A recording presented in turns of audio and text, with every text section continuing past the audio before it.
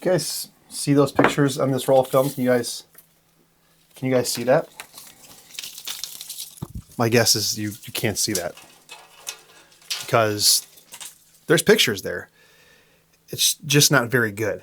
So in addition to all the other stuff that I do around cameras and more cameras and more cameras, one of the things I will dabble with is that I'll load up I'll load up my Canon right here with like some black and white. So this had HP5 in it. And then I'll load up the Nikon, the FE2, with some color film. This is Ultramax in it right now.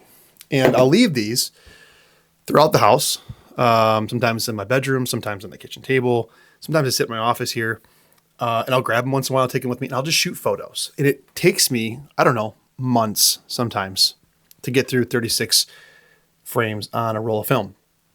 And that's because, candidly, I want instant results and I instant gratification. But the other problem of it is was two problems. The cost is high. So a roll of film like Cinestill 800T, not a cheap roll of film, or some Portra or whatever, it's expensive.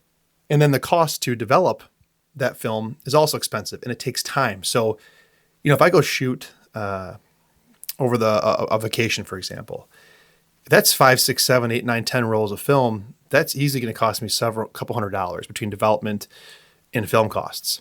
But let's pretend that's not even the issue. It's the success in development. Now, of course, if I send it to a lab, they do a good job, but different labs have different results.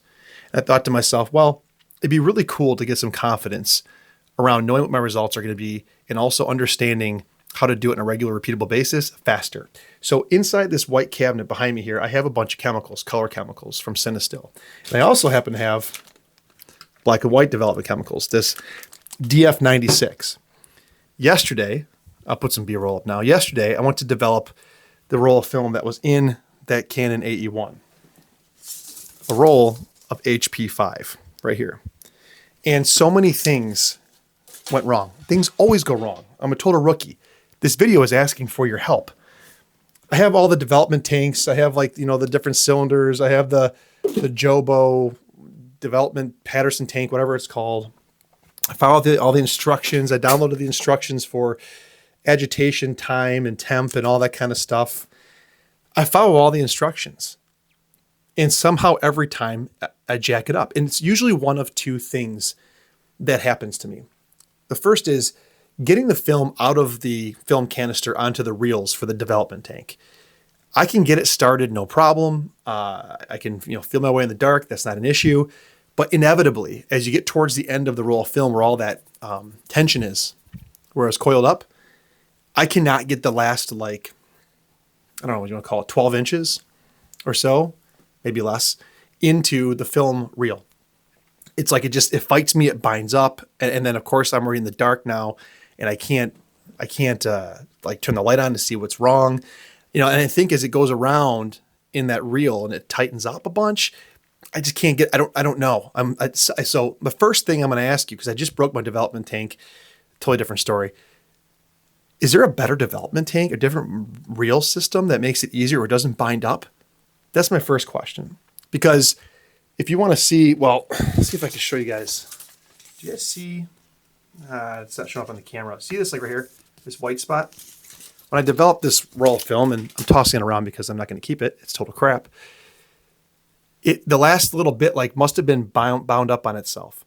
And I developed it, it burned the last, 8 frames on that roll of film. Or overdeveloped it or whatever, the big white spots going through it. It sucked. But on top of that, that film doesn't look fully developed. I've developed film in the past and it looks a lot better. It's like there's still a layer on there or something. And it's it looks too thick still. And so I don't understand what I did. I put it to 75 degrees. I put it in the tank. I did the 4 minutes of intermittent agitation according to this thing right here, 75 degrees, intermittent for 4 minutes. I followed the process. I did the rinse. I dried it. I hung it. I have all the clips and everything to squeegee. I have all this stuff. And then yet I went to scan it. And oh, by the way, that's another process.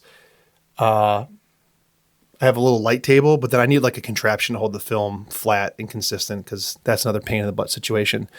But anyways, I went to scan it and total crap photos. There's not one good photo in there that comes out the way it should. And they're all super grainy, like more grainy than normal for film.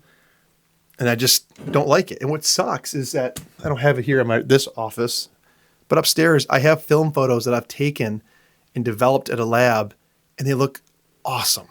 I am in love with the way that film looks, especially when you print it. Not putting it in like digital and analyzing it. When you take a film scan and print it, it looks so good. It looks so good. I'm in love with it. And I would love, because to me, this is like, gives me the Leica vibes. Not in the camera itself, but it's slow, it's intentional.